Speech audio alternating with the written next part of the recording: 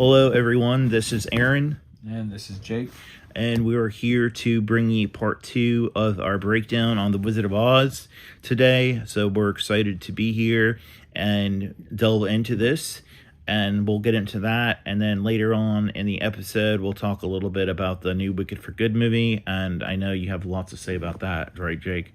Oh, yeah. I'm stoked to be in Oz today, Aaron. Yeah, me too. Me too. All right, so we're going to get right to it. But first off, have you been doing okay these days? Pretty good. Working on the final writings of my original Wizard of Oz script. That's right, and we're definitely going to get into that too as well if you want to let everybody know about that, and we'll definitely get into that today in the show. Of course, yes. Yeah.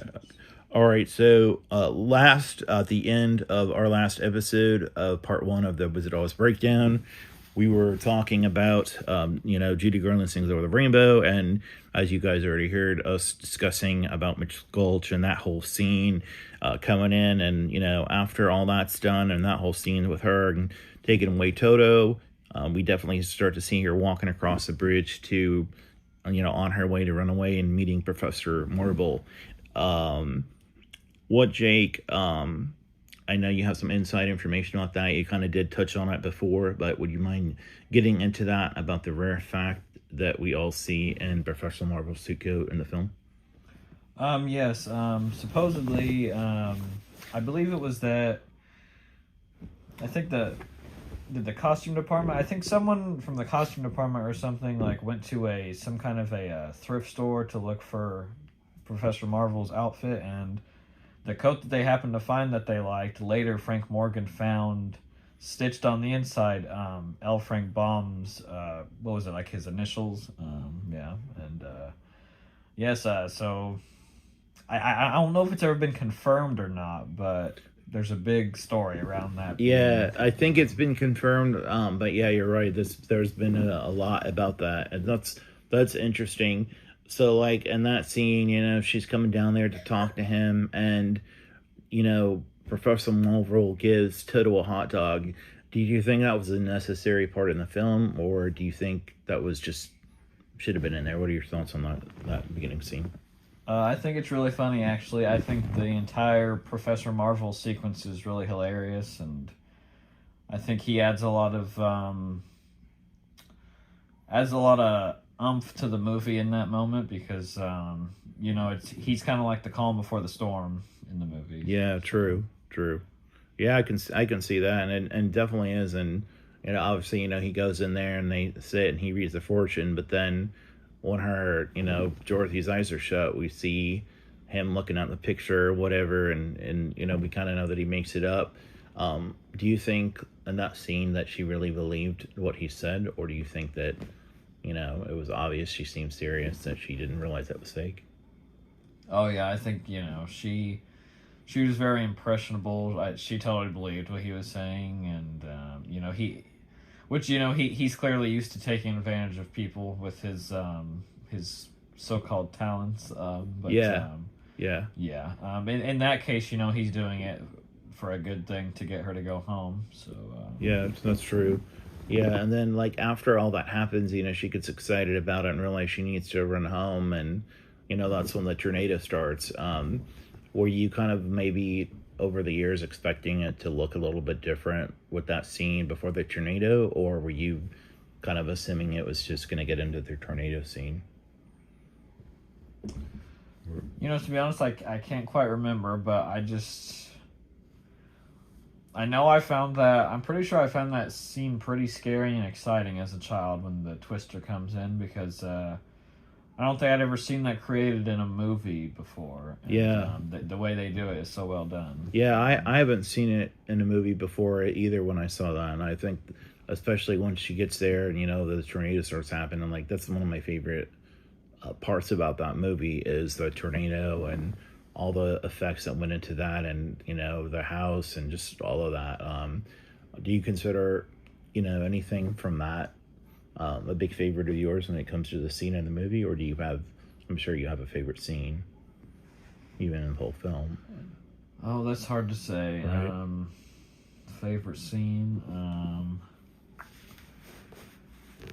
I really like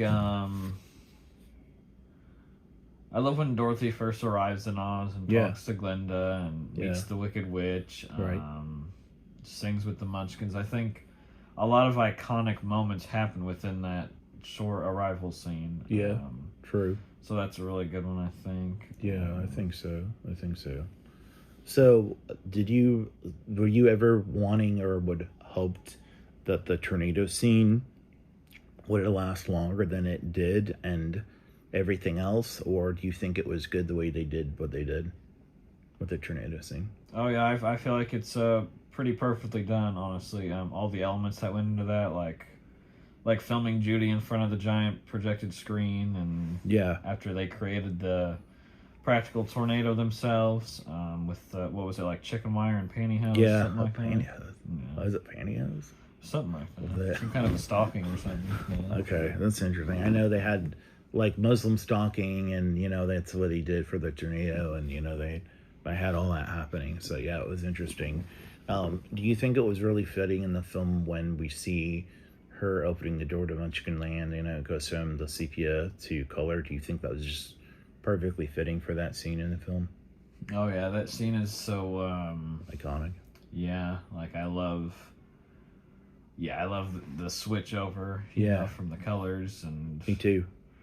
And that's also like representing kind of how Dorothy is feeling getting out of Kansas, and her world's suddenly lit up. Yeah. When she gets to Oz. Yeah, no, that's true. I mean, and I think it's just like a really magic thing. I know, obviously, that happens because she sees it, and she hadn't seen that before, in the film, and it's just really nice. And then of course Glinda and coming out in the bubble. Do you think that was interesting as well?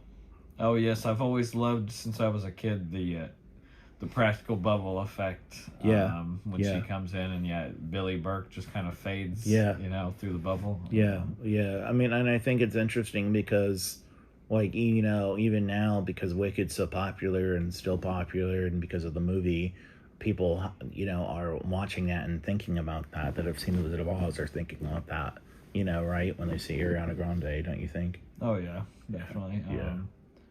Yeah, and I find it funny because after watching the Wicked movies, you can kind of see in the older Glinda in Wizard of Oz that she does still have kind of that popular girl, preppy attitude about her. Yeah. Even as an adult. Yeah. A seasoned adult, Right, so, right. And so, like, why do you say seasoned adult, though? Well, because she's not. She's much older than Ariana Grande. Yeah. Oh, her. Right. Yeah. Billy Yeah. Burke, Of course. Of course. Yeah. Yeah. That's true. Mm-hmm. So after that, she meets her, and she sees the Munchkins, and she realizes, they're just having a really great time, singing and everything. And then of course the witch comes out. Obviously that's a big thing in the entire film. She's a big character. Margaret Hamilton. What do you think of her portrayal as the witch? Oh yeah, Margaret Hamilton is one of the most legendary villain portrayals, I think, in movie history. Yeah, I think so too. She's such a good actress. She's just as good at playing evil as Judy Garland is playing an innocent farm girl. Really, I've never heard anybody say that. That's what I've always thought. That's really nice to hear that. Thank you. Like, yeah. I mean, I think that for like both of us, and maybe we speak for other people, I think there's a lot of other Wizard of Oz fans out there that would say the same. Even if they like a whole bunch of other fantasy films. I mean, I think most people would say she would be one of, and she probably was, like, I think in movie history, because how long ago that film was done. That was probably one of the first, maybe main big villains on a film that may have been outside some of the horror monsters that were already done in those early horror films. Or I mean, what do you think about that? Because I know you have an interest in that as well. Did you kind of think of that, or you kind of see that when it comes to villain characters on film between when that film was made and before that? Yeah, I think there's a few that predate her as far as movie monsters go, but I mean that's such a much. The Wizard of Oz is a much more Hollywood like studio film, I feel like, than like old monster movies. So it almost has a different I feel like The Wizard of Oz has a different respect put on it It than does. like old horror movies. Yeah, I mean, and for those that don't know, I mean, I think that, I mean, just for the off of the top of your head, since you probably know this, obviously, what were the top 3 villain characters in film prior to 1939, or maybe the first few? Oh, I definitely probably Frankenstein's monster, Dracula, and probably the Wolfman. Okay, that's interesting. Yeah, I would say probably those 3. I believe they did the most successful at the time. Was that in the early 1930s then, or yes, or I believe 20 something, 1920 something? No, I believe the first ones were in like 31 with Okay. Dracula and Frankenstein. Right. Yeah. Interesting. Do you think that, back then, when people were going to the theaters and, they saw The Wizard of Oz, and, I mean, at this point, like I said, since we're talking about, Margaret Hamilton and the villains, do you think that people that saw that back then were thinking about Dracula and some of the other evil characters they saw in film, given that time frame being back so long ago? Or you think maybe they were treating it as a new kind of villain? I mean, I feel like... I mean, I've seen early stuff that looks very similar to, like, where the witch looked more like, the witch in Snow White, like the evil queen.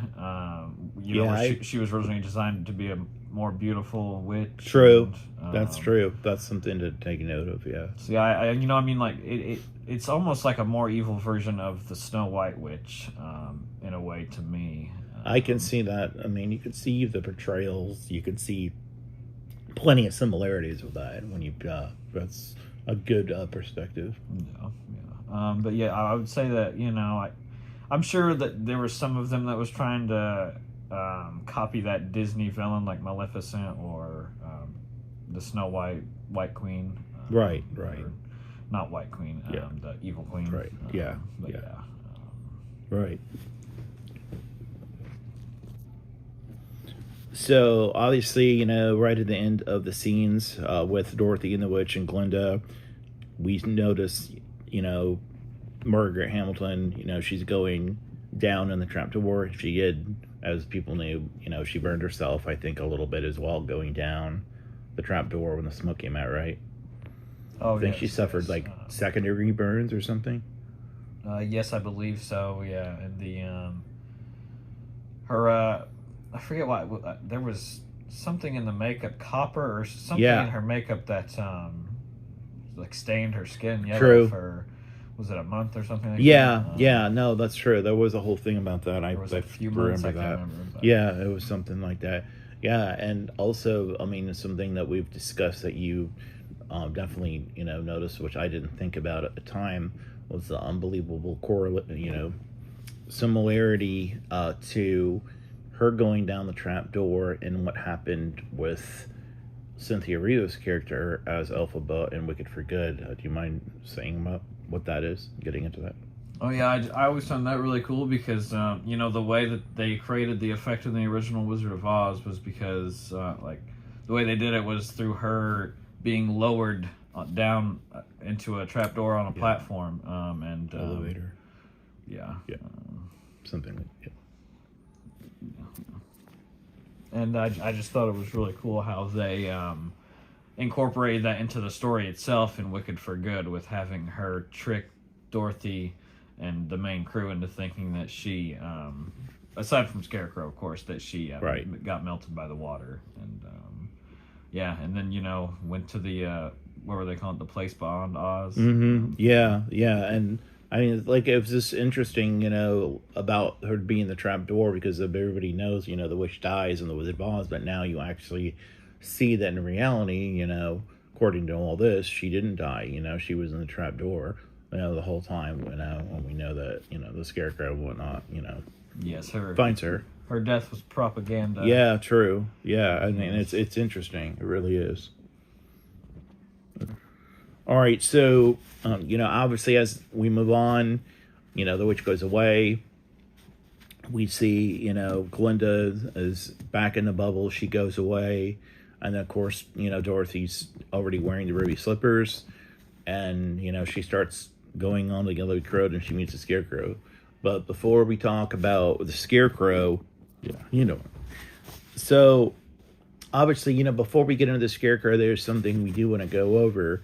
And this is definitely, within a few minutes before that scene, we see Dorothy having the ruby slippers on her feet.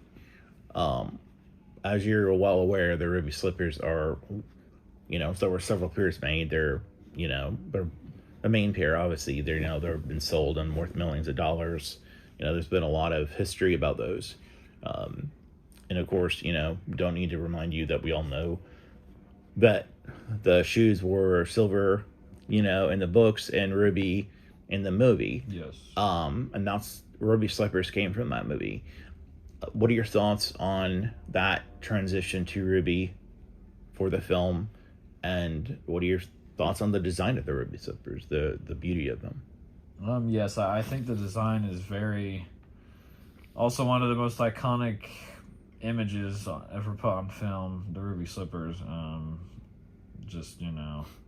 And like the fact that they chose to go with the ruby effect instead of silver for the Technicolor, to really make them pop. I've always thought that was a cool decision and a smart decision, because ruby slippers definitely show up cooler on a yellow brick road than silver slippers would. You're right. Then they would. And I mean, like, when I think of the Wizard of Oz, I usually think about Over the Rainbow, and I always usually think of the ruby slippers. And I think anybody that has seen the Wizard of Oz is always going to know what ruby slippers are, just seeing them in picture, and whatever they're noticing. And I think the design was really beautiful. And I don't know, maybe some people will say it was just a common thing, but I don't think it was. I think they really carefully did what they did, the bow, and made it what it is. And I don't really see any other color that would look that beautiful. What wasn't, ruby, right? Do you think that too as well? Oh yeah, and I like that. Her shoes are one of the few red things that you see throughout the film. You see the horse of a different color that's red, right? And there's the red brick road, but that's only that. Glimpses. Right. And that's an interesting thing that you mentioned about the red brick road. All right, yeah. So the red brick road. I feel like that's been a major controversy topic on the internet and just all over for a long time. I know there was a book that came out. Actually, it was in the last few years that was called "Where Does the Red Brick Grow?" or something. That's what it was. And anyways, I know, most people probably don't think about it, but where do you think the red brick went to? It was supposed to go somewhere, right? Yeah, as a child, whenever I imagined it, for some reason, I always imagined it to be somewhere very scary. You're right. Almost like some kind of an Oz hellscape or something like that. I don't know, just my wild imagination as a child, I guess, but that's always what I, would picture, but without any knowledge about, the stories that are out now about it or anything. Yeah, because when I was younger, I always thought that Red Brick Road just went some path or just somewhere else in Munchkinland. That's what I always thought it was. It wasn't, they never said there's a Red Brick Road in that movie. They never said anything about it, but, we still see it there, and I think people wonder. But, now, I kind of think maybe it went somewhere else into Oz, maybe, or just maybe that was what was supposed to be to the witch's castle or whatnot. Do you think it had any, when you got older, do you think it might have gone anywhere specific?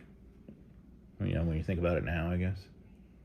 To be honest, no. I never really had a lot of thoughts on it when I was older, but I used to know from some stuff where it went now, but honestly now I forget where it doesn't it just go to some random village? I think technically it was supposed to, right? Isn't that? Have you heard that? That's what I thought. It just goes somewhere else. It wasn't really. I don't think it was supposed to be anything. Yeah, it goes to the Magaboo people or okay, something like that. Okay, yeah, that's interesting. All right, so, moving on, obviously, we see Dorothy, finally being the Scarecrow, and we hear, the Scarecrow and how Ray Bolger portrayed him. What are your thoughts on Ray Bolger as a Scarecrow? Do you think he was a perfect choice? I do, and I think... Me too, I do too. Yeah, he's great. Ray Bolger is kind of I think he's a little bit of a physical comedian genius. Yeah. He's really good at, moving his body the way he does when he dances, and I don't really know the terms for describing dancers, but he definitely has it. Yeah. He's, very impressive. He's funny. He just seems like also seems like a cool dude in interviews as well. Yeah, and he's always I've seen some of this, when he was older. He enjoys talking about it. It's like he's always seemed like he was into talking about it.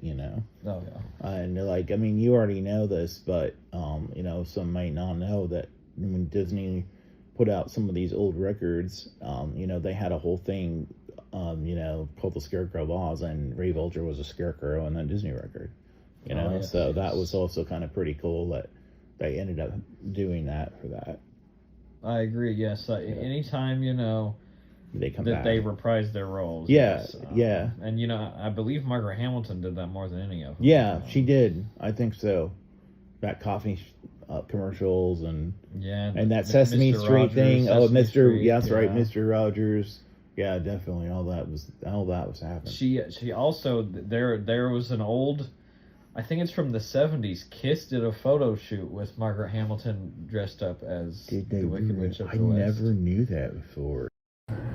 Okay, so after Dorothy meets a Scarecrow, the that scene in the film is walking along and we see the apple trees and everything. What was your take on that whole scene and the apples and the trees talking?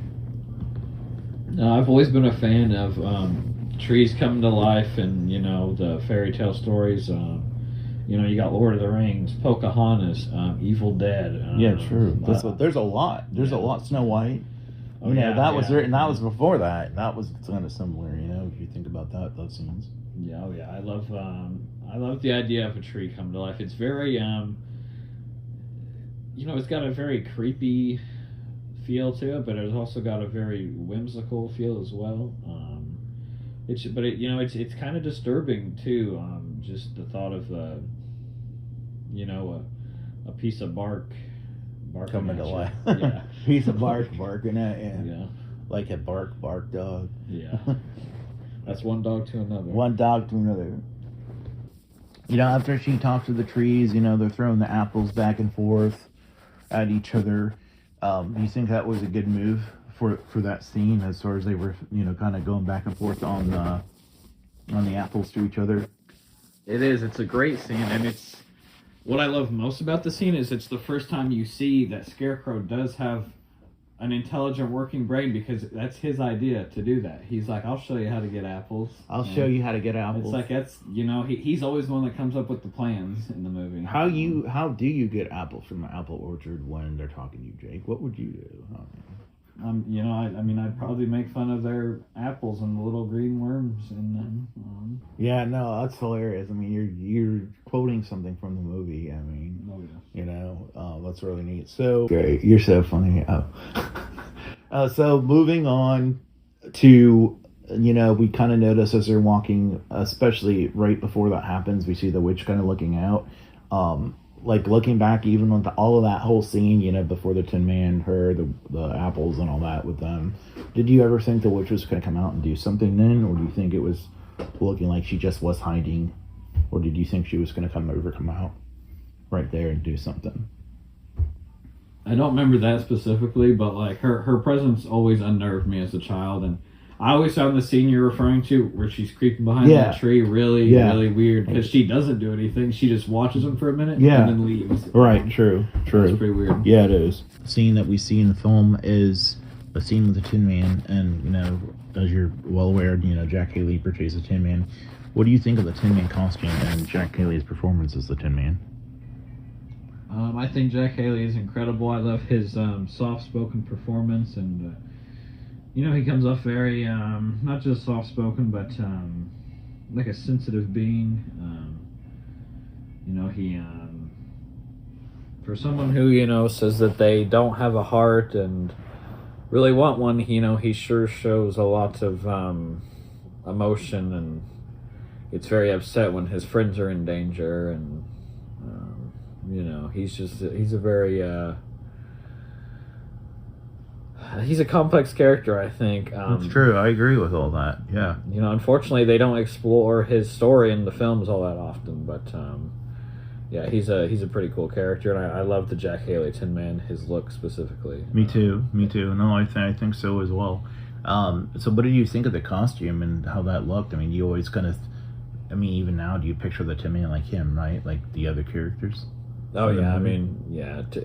The costume is so impressive. It really looks... like tin? Yeah, like it was just thrown together, and by some tinsmith in Oz. And like, I love, it just the old Hollywood look of it is just there. Very cool. And yeah, obviously that is the image when I think of the Tin Man, it's Jack Haley.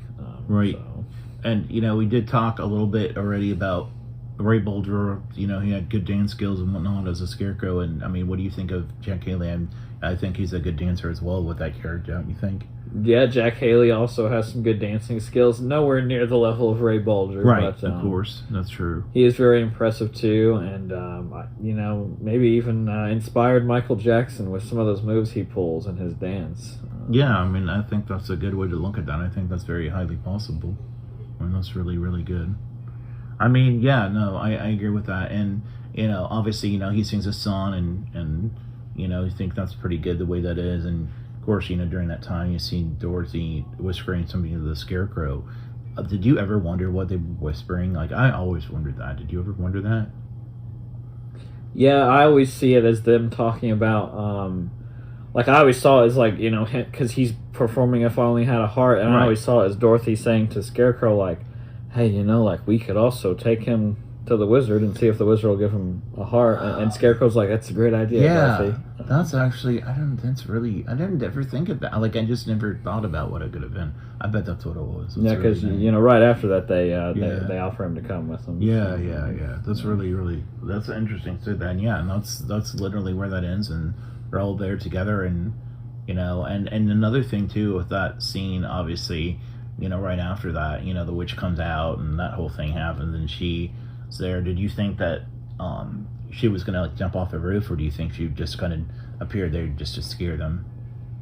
I think she just wanted to give them all a good scare, because she's noticing that Dorothy is starting to build herself a sort of team, and got some friends behind her willing to help her, and she doesn't want Dorothy to get help. So yeah, she's trying to scare them out of their wits, and right, they don't care though, as they say. So. Yeah, no, true. And one of the things I really loved about that movie, even just when it comes to the movie, is the thing when she's standing with them, on the Olympic Road, and she says to them, "You're the best friends anybody ever had." I feel like that's a really good, quote, and it's something that I think is really special. What do you think of that quote? I love that quote because it always makes me think of the best friends you thought you. Well, no, I was more gonna say that she, I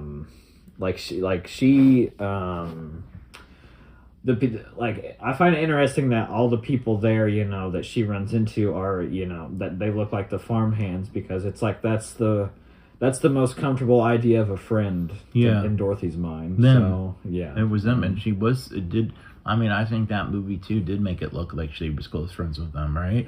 Oh, yeah. Especially since in reality, she got knocked out and everything, it was a dream about going to Oz. Yeah, it was them. She seems like them. A little bit of a loner in the movie, the way they portray her. Yeah. But she doesn't want to be, Right, of course not. Yeah, that's true. Thanks for all that. Of course. It's interesting. Now, if we could, change the subject to Wicked for Good, I'd like to talk about it a little bit. All right, yeah, no, I think that's great, and we definitely want to shift over to that right now. This movie, it's grossed so much. It's over 250 million now, or billion, or whatever it is worldwide. It's big. It's big. We don't need to go into the fact that there was so much money put into the promotion of this film and all the products and everything everywhere on this film that's been out, prior to this film's release, let alone everything they put out with the first one. But you and I, along with so many other people out there, have seen it. Overall, what are your thoughts on this? Wicked for Good. What do you think of this, Jake? Oh, I thought it was a really incredible movie. I hadn't gotten that kind of joy out of watching an Oz movie since I seen Return to Oz when I was a little kid. And that's the same for me. I'm not just saying that because we do the podcast and whatnot. No, it's the same for me. Yeah, it was, and there was so many important historical and political themes put in there, like, people who think they can control others because they have power, or, like with Nessa Rose trying to keep the Munchkins in after, Bach doesn't want to be with her anymore, right. Or, just, the wizard too, he's, doing a lot of bad things with his power, to the animals. And not to interrupt, but that literally goes right into the whole thing that we've read and have noticed that that's done their research prior to this film coming out, was that this was supposed to be a very darker film than the first one. And I've always found that intriguing. And but yeah, there was, even the first 30 minutes, this is the shift of the gears of this film has nothing like what you see in the first movie, and it's really dark, but I think this film was amazing. The music was great. Those new songs were great.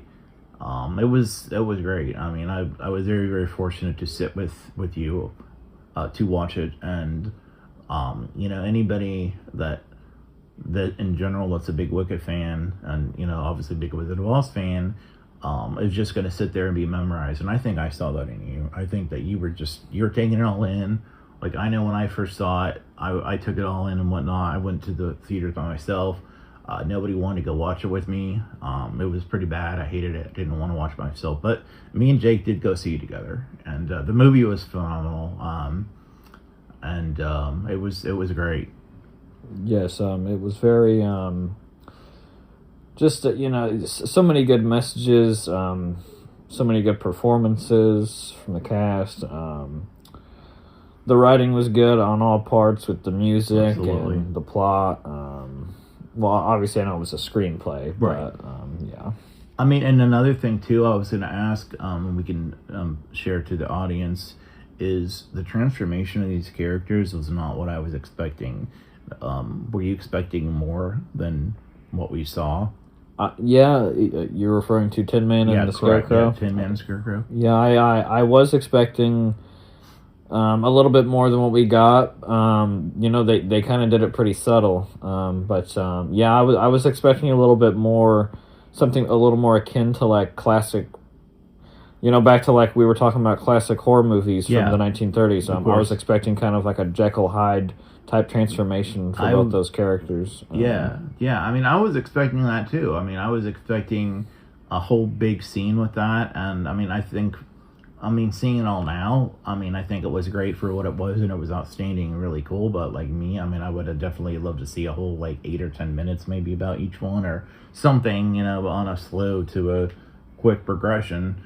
And I think that after Blocky, he comes out as the Tin Man, I think it was pretty cool. He just stumbles off and runs, and I think the presence of seeing him as he was as the Tin Man, I think that was pretty cool, don't you think? It was really cool, and I love the shock and anger in his face when he sees his reflection. Yeah. And, he's obviously, rightfully pissed off, and he wants to take out whoever did that to him. Yeah, he is. And it's funny because, he looks like he's getting upset, and then they're saying, when she's Nessa, she's like, no, it was Elphaba, and it looked like he was about to strike her, with that axe. And then as soon as she says that, he's running off to find her. Yeah, pretty intense take on the Tin Man. It is. And, not too familiar with the Broadway version, but yeah, from what I saw in the film, I liked the darker take on the Tin Man because also found him kind of creepy in the film as a child. Yeah, so, I mean, I can understand that. So, but I mean, I don't think it was creepy to you now. But I mean, no, at least it was a child. Yeah. But no, I think he did a great job, Ethan Slater. I think some people weren't even thinking that it might have been him. Obviously, it was, but I think he did a really good job on that role. He did. He, yeah, and I mean, as I said, it was kind of for me, it was a new way to see the Tin Man because I've never really seen him angry and I want to kill her and all that type of stuff. But yeah, he did good for the version that he was hired to play, and yeah, I really liked him in it. So, that goes into, obviously, the Scarecrow and his transformation, and Jonathan Bailey. What are your thoughts on his transformation as a Scarecrow? I love the way they do it through, like, the old black and white sepia type, effect. I like that, I mean, he also just got, People magazine named him, the sexiest Scarecrow alive. Yeah, so, well, sexiest man alive. But, I mean, not Scarecrow.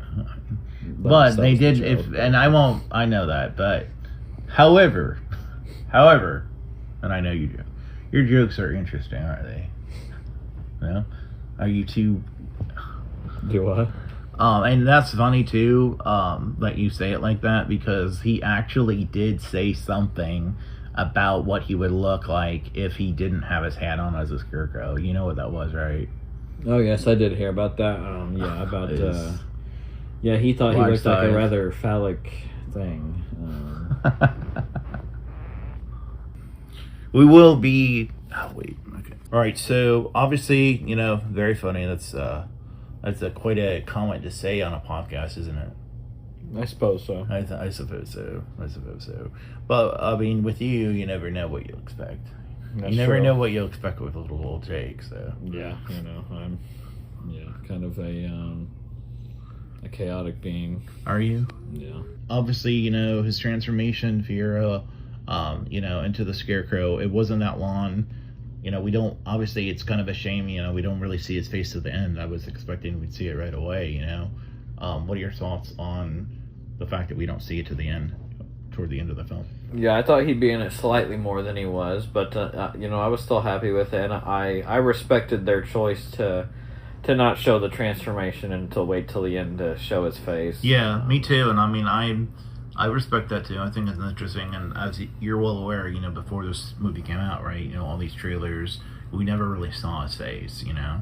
They showed it on that promo, on that popcorn bucket and whatnot, but we don't really see that, but that's interesting now. But I mean, overall, with this film, what is your overall take on this film? Oh, it was great. I mean, 10 out of 10 for me. Me too. I liked the elements. Like, I liked how they were almost, like when we were watching the film, I noticed that, they were kind of paying homage to the Underground Railroad with how they were transporting the animals under the yellow brick road. Yeah, and that is a big deal. Yeah, definitely. And what I thought was odd after making that comparison is that I saw that Cynthia Eviro actually played Harriet Tubman in a film about the Underground Railroad years prior to. Okay. So I thought that was very interesting that they did that and Wicked for Good. I don't think I really thought about that, but yeah, I believe that's true. And but yeah, I would say 10 out of 10 for this movie. I mean, I think it was better than the first one. I mean, the first one was great, but this was just great. And as you're well aware that everybody else has noticed, Universal was currently in the works and deciding about some future films or spin-off for Wicked, so I think it's going to be cool. It looks like we'll get some more movies. Yeah, I'm excited for whatever is to come. Yeah, me too. Well, we want to thank everybody for listening today. We look forward to bringing more episodes for our August series. And this is Aaron. And Jake. And we'll talk to you all soon. Thanks for listening. Thanks, guys.